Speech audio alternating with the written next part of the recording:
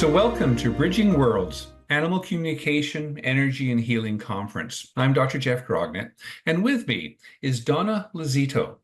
And Donna is a professional multi-species communication specialist and also a classical homeopath.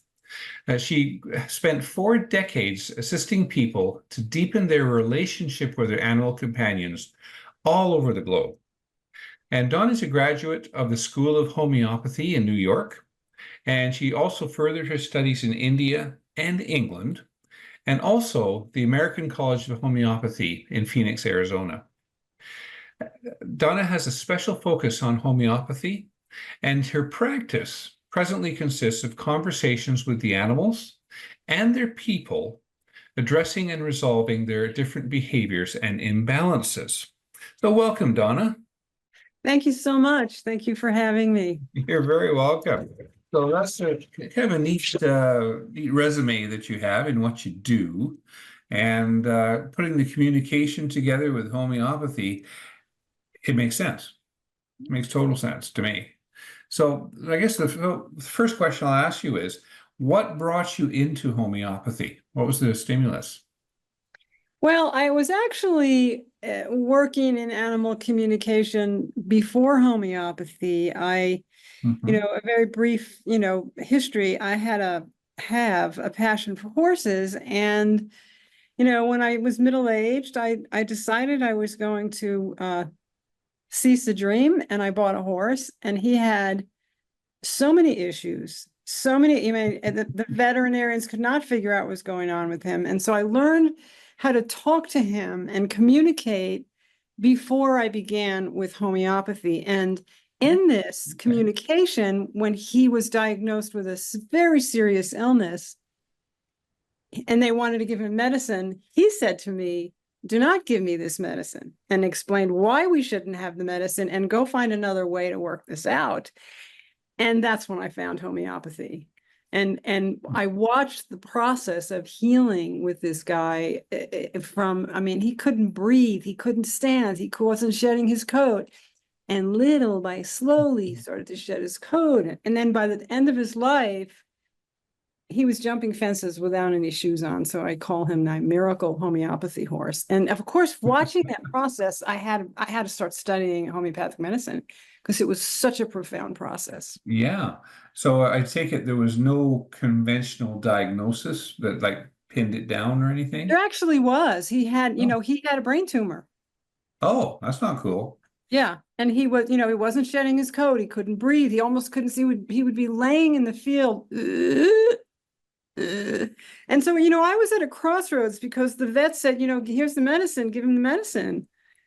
And here I was middle-aged. I had no voice. I was just coming into myself. And how do you go against a veterinarian saying, give him this medicine, he's going to die. And he's saying, don't give me this medicine, find out another way. And I decided to listen to him, which was very frightening. I was such a terrified person. And I was afraid he was going to die, but I went for it.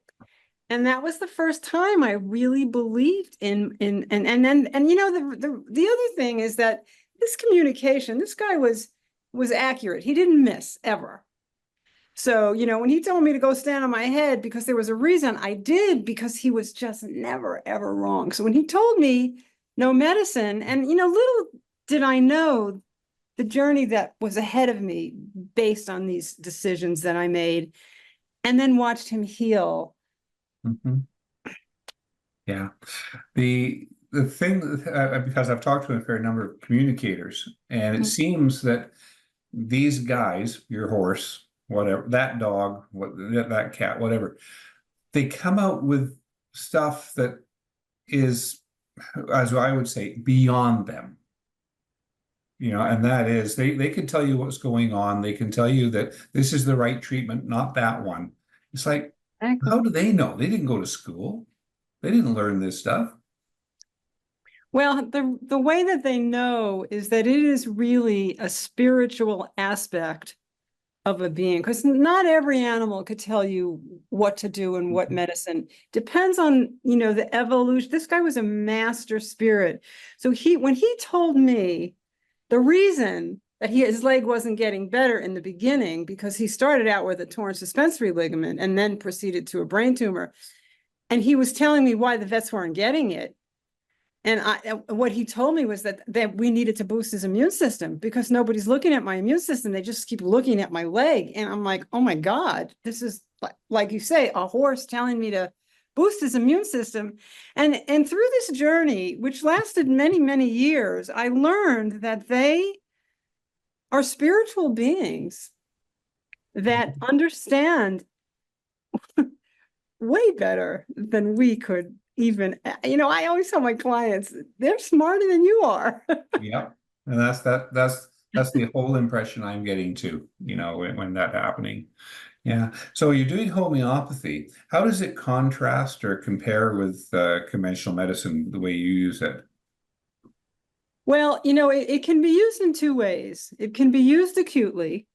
So if you have a stomach ache, or if you have a panic attack, or if you have, that's an acute way of using homeopathy, whereby, you can use that with Valium, or could use it with a homeopathic remedy to calm yourself down. That's acutely. But then there's the constitutional aspect, which is the way that this guy went, whereby we understand the being as a whole. Who is this being? How does he respond to his universe? What does he act like in a herd? Is he the leader? And so we take all of the aspects of the being, not the tumor, the being, and we prescribe on that, because every substance in nature has a story. Like he has a story, you have a story, I have a story, and we try to match that story to a substance in nature. Yeah. Yeah. So in other words, rather than saying, oh, he's got pneumonia, and that's delving pneumonia, that means I have to give a bronchodilator, an antibiotics or steroid, whatever. In other words, conventionally, we're just zeroing in on that one. But you're talking about, well, the reason he's got pneumonia is because his immune system was lacking. We've got to address that and anything else that was affecting it, right?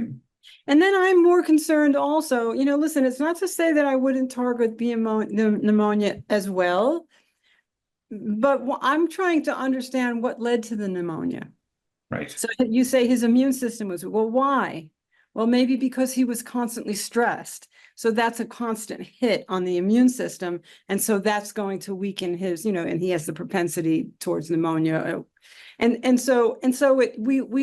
to understand, I think the best way to understand the difference is that allopathic medicine treats the physical and homeopathy treats the energetic essence of who the being is, which includes the physical. Great. Yeah, that's a good way to put it all together. Okay. Okay, so you're doing, you've got this big thing. You've got animal communication. You're talking to the animals, as I like to say. You're Dr. Doolittle.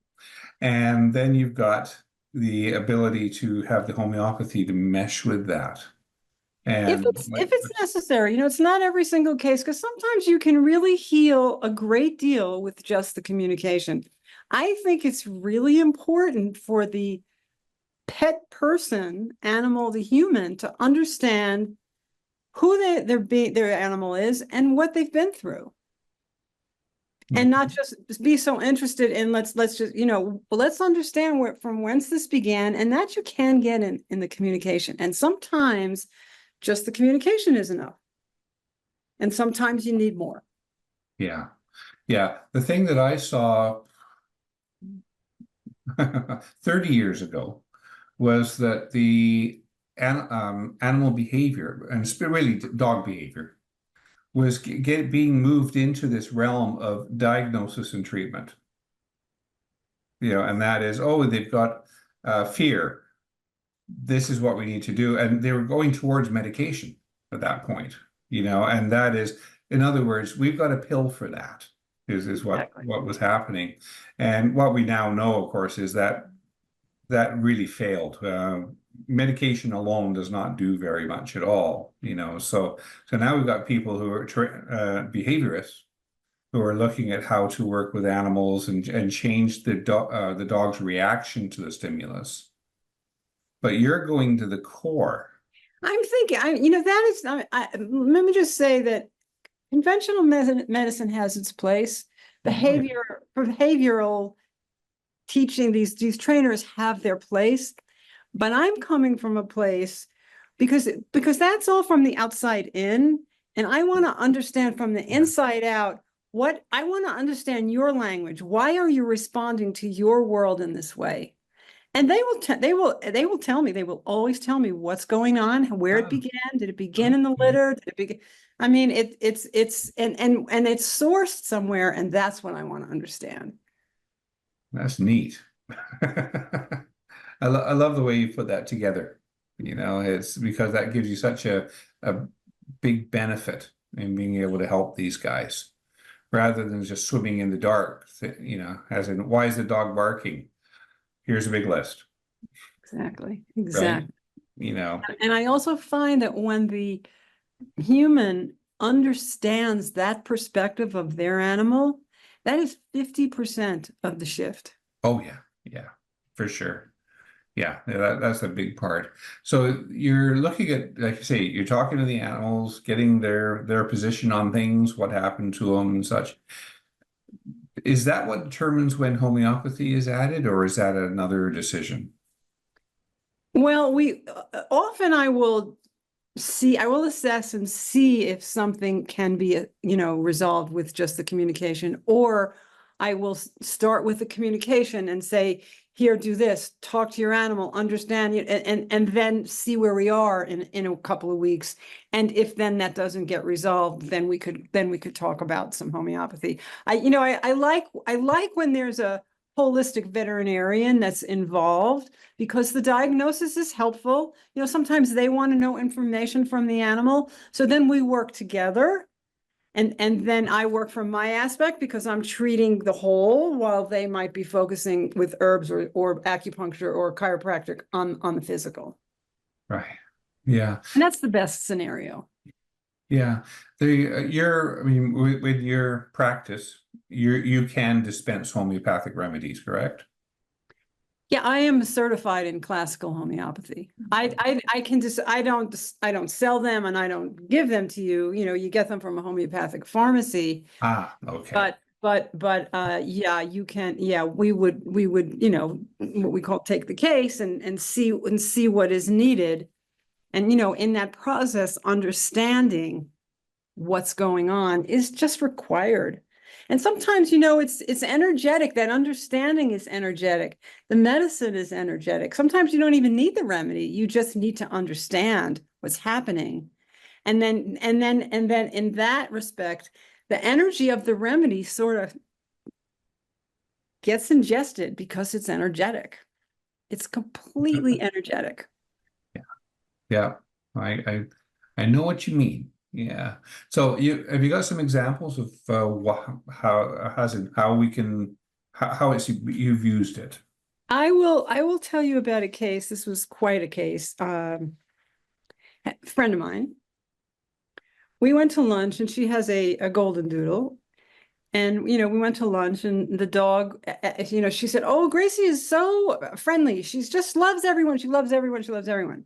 So we go into the restaurant, and I'm watching Gracie yelping and leaping. And so she says, "See how friendly she is? She's so friendly." And I said, "You know something, Janet?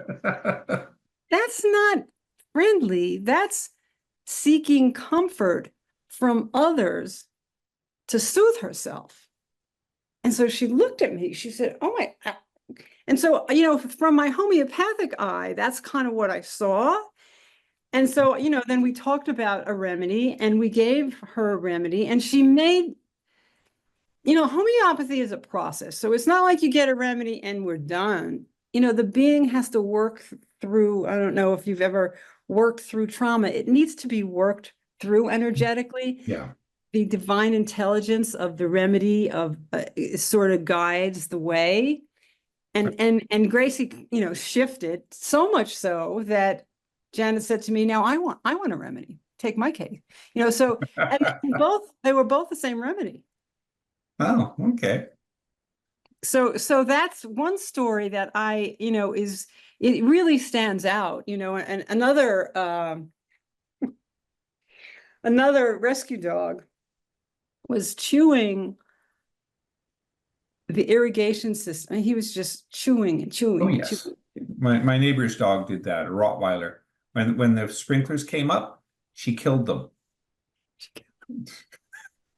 This guy, but this guy was destroying everything in the house. They Yeah. was calling him the devil dog.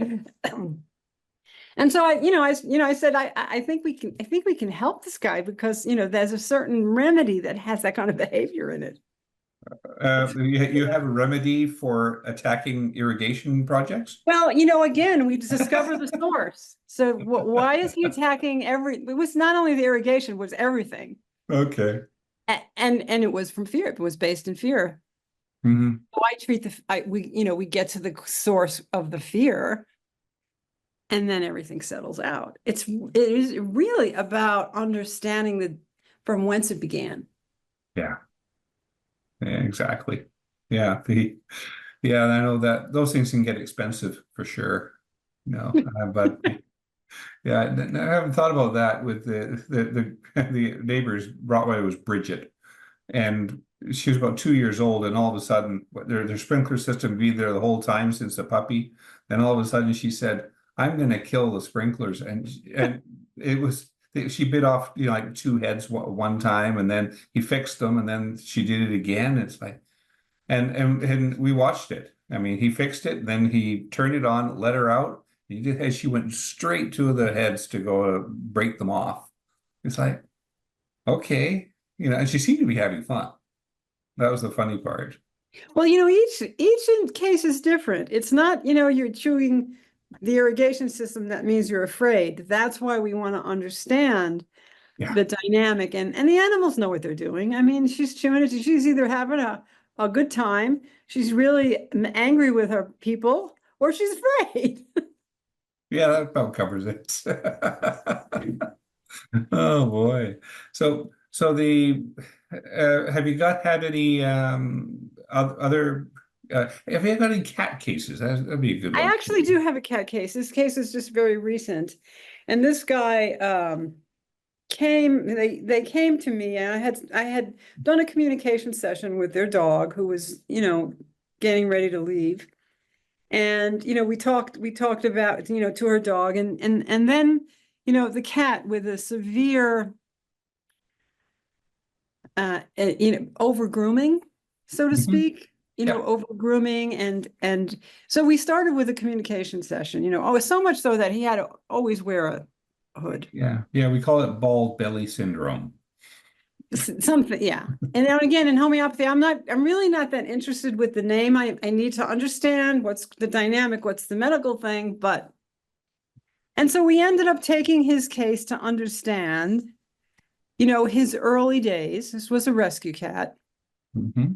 And again, we get back into the litter where he was not, he didn't get mother's nurturing, and he was, we go back to as far as he could tell me. And then I start asking about his behavior, and he's very clingy, and sometimes he'll be so sweet, and then all of a sudden he'll smack me in the face. And so all of that information is very important for understanding what kind of remedy picture this is.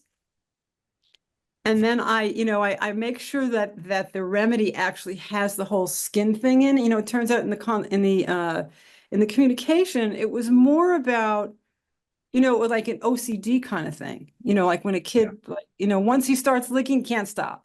And so for me, where does that stem from? And this clinging and the slapping and then being happy and then changing. So I, explained to them, how to, take the remedy, and lo and behold, in a very short period of time, like I said, a process, he's now up on the windowsill without his collar. He's not that interested in chewing his body. Yeah. I think if he gets started, less clingy, more pleasant, no more strikes, and it's just a very gradual process. Okay. Did that cat tell you that he didn't want any medication from the vet? No. Ah, okay. Just wondering, because that's how that would be treated, with an Well, anti-anxiety drug, right? yeah, well, this didn't happen that way. And this was a case where a holistic vet was working with him, and she was getting ready to give him some cortisone for the skin issues. Yeah. And we said, great. That's why I think it's really important to have a veterinarian that's on board, because many of them are not, and because maybe they don't understand. Mhm. But now she and I work together because she really respects homeopathy. So let's see what this does. And then she's in the background, assessing what else does this boy need. And for the moment, he's holding his own. He's a lot happier. Okay, great. And there's in his case just one remedy you used, Donna? We generally use one remedy at a time. Okay. Unless you're treating acutely, which is a very different style of treating, you're just going to start treating what you see. Like, if you bang your arm, you take arnica. That's acute care. Yeah, exactly. Or allergic reactions or something Exactly. like that. Yeah. And those are almost textbook remedies that you would use in those cases. Correct. Yeah. But you're getting into all the other ones where we don't know the names of. Well, truthfully, I don't really use such obscure remedies with the animals. It's pretty straightforward. We've got some pretty large remedies that cover a lot of territory, and we try. It's not a miracle every time. Because I understand it generally will have an effect of some kind. We have this whole conversation with the people and what to expect and what to look for, and I think that it really has a place and for people as well. It's a universal medicine. It's not specific to people, or I mean, you can even use it for your plants. Mhm. Okay. So you've worked on horses, dogs, cats, plants. Yeah. Okay. Are you communicating with the plants? I give you this just happened very shortly ago, so I will tell you about this peach tree. I go get some energetic treatments from a person really long, many years. And so I walk up, she's got a lot of trees on her property. I walk up and I see this tree, and I have such an awareness about communicating with nature. And I can just look at something and say, see what they need. And so we were going into spring, but sometimes you have that freeze before spring really gets there. Well, peach Right. trees really don't like that. No. So I said to her, Susan, we're going to be freezing tonight. You better give her some belladonna before the freeze. And so she did. We have the most beautiful peaches. When I was picking the peaches, and she said, when I gave that belladonna, I could see that it really made a difference, because belladonna, really helps with, it's a remedy that helps with the heat. So it gave her heat because she was freezing. And the peaches are so gorgeous. And I said, Susan, she's really thrilled to give us her beautiful peaches. And it was kind of like a communication where I just knew what she was saying to me. And I actually haven't repeated it to anyone until this minute. So I'm actually going to do a blog post about that, because it was quite profound. Neat. Okay. All right. Yeah, plants are a little bit beyond our goal, my goal in this conference. So, but thanks for sharing that. That was great. Any other stories you want to share, Donna? I could share a communication story whereby a remedy was not required. And this is Mhm. quite the story, because this woman, young German Shepherd, she called me and said that she's a longtime dog person, and that her dog was chewing the carpet and just chewing the walls and chewing. Mhm. And she said, this is beyond puppy behavior. This isn't. So I tuned into the animal and I said to her, there's like a little bit of a disconnect in the brain, not serious, but there's a disconnect. Mhm. So she said, oh, she's a clone. And I said, Oh, okay. that's what I said, because she didn't tell me that out of the gate. So I said, okay, let me go back. I said to her, you do realize that this is not the same dog that you cloned. She said, oh yeah, I do. I know. So I go back to the dog and I said to the dog, tell me what's going on with that. She said, so the dog said to me, I don't know who she's talking to, but she's not talking to me. And I realized what was happening in that. I said, you keep calling her by the other dog. Everyone she looks just like your other dog. People that walk in call her. And so she's kind of like missing in action. And there's no connection to anybody because you're talking to your other dog who's in spirit. So she got it right away. And I said, here's what you need to do. You need to direct your conversation to her and apologize for what you've done because so she completely got it. She was completely on board. She called me the next morning. The dog stopped chewing everything. And I keep that story close to my heart because that was really, it was such a profound response. Mm. And then the woman who was so great, she's like, oh, I get it. I see. I can't believe it. I've been like rolling over her as if she wasn't even there. I'm talking to my other dog. So I thought, wow, it was really lovely to see, how when the dog was connected to the owner, there's no need to act out. It was just phenomenal. Oh, neat. Yeah. Yeah. I mean, that throws in all kinds of variables when you've got something like that going on, and yeah. I mean, so what you did is, Mom, I'd like to introduce you to your new dog. And she's, and then take it from there. So it's wonderful. As I said, I mean, the dog's lucky that you were able to find that out because otherwise, I say from a conventional world, you'd just be swimming upstream all the time. Yeah. There's a reason for everything. And Mhm. if the human is willing and able to really sort it out, it can be done. Mm. Yeah. Okay. Any final thoughts on what we're talking about then? Well, I think I always like to end my talks, my interviews with become more cognizant of who your animal is, and in that have conversations with them because when we speak to them, they understand the energy behind our words. So a direct Yeah. conversation is really very helpful because that makes the connection strong. Mhm. Right. Yeah, that's exactly it. So the main thing is pay attention to the kids that are in front of you and try in our way to communicate with them as well. Right. Exactly. Start So asking questions start and asking. it will change. Yep. No, they will pay attention and then they'll realize that you're actually trying. That's the key. Exactly. That's the biggie. Exactly. Okay. So thank you very much for bringing all this up, Donna.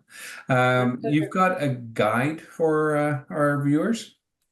Yes, I've got a free gift and it is a quite a lengthy description of what homeopathy is, how we can possibly begin to use it acutely, because I don't recommend treating any other, for incidences that are, minor, to really start to get more familiar and just a greater understanding of what the medicine actually is. And it will become part of a course down the road.